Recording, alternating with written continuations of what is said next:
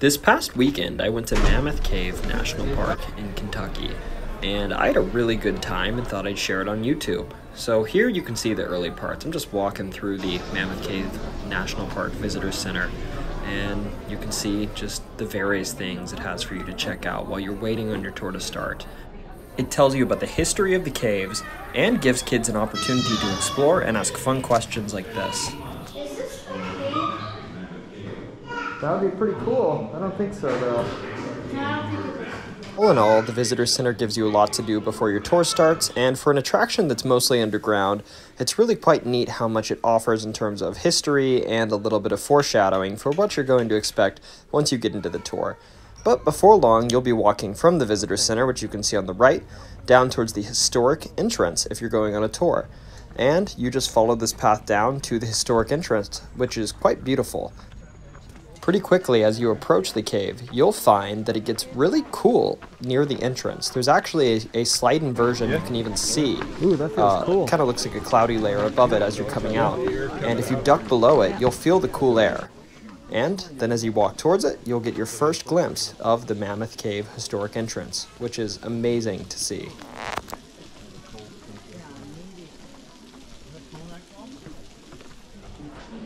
For the historic tour, which is the tour that I took, you'll take a short walk into Mammoth Cave before you get to the beginning of the tour. This walk is probably going to be, I would estimate, about 0.3 to 0.4 miles, and you'll get to see some gorgeous parts of the cave and enter your first gigantic room. Here you see the main room of the cave, as I would say, and you walk through this room and get some great views as you go to the start of the historic tour. The historic tour starts. They're going to take you through a few rooms and tell you about the history of the cave, why it was used, what it was used for, and who of importance was there. And then, of course, they're going to turn on the lights and show you what it was like to navigate the cave back before modern conveniences like lights. And trust me, this lantern isn't all you're going to see. At one point, they will blow out those lights. And they'll show you a few of the features that people made up back in the day, some of the mythology of the cave. So after telling you about some of the history of the cave and showing you what it was like to be in the cave with lights out, you're going to start getting into the tighter portion of the cave, as you can see in this video.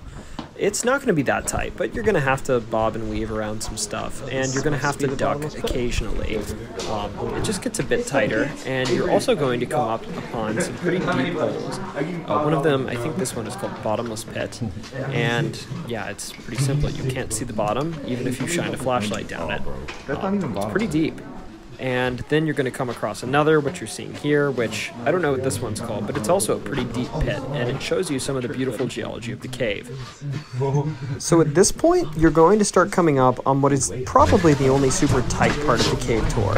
And this part is called Fat Man's Misery and Tall Man's Misery.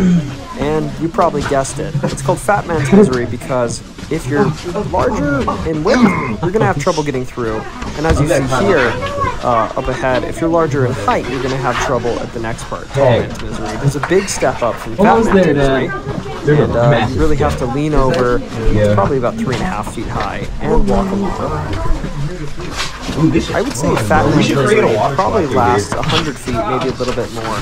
And Tall Man's Misery probably lasts just about 30 or 40 feet. It really doesn't last that long. Okay, we are now, though. And after that, you open back up into the large sections of the cave. Here's me asking my tall dad what he thought about it.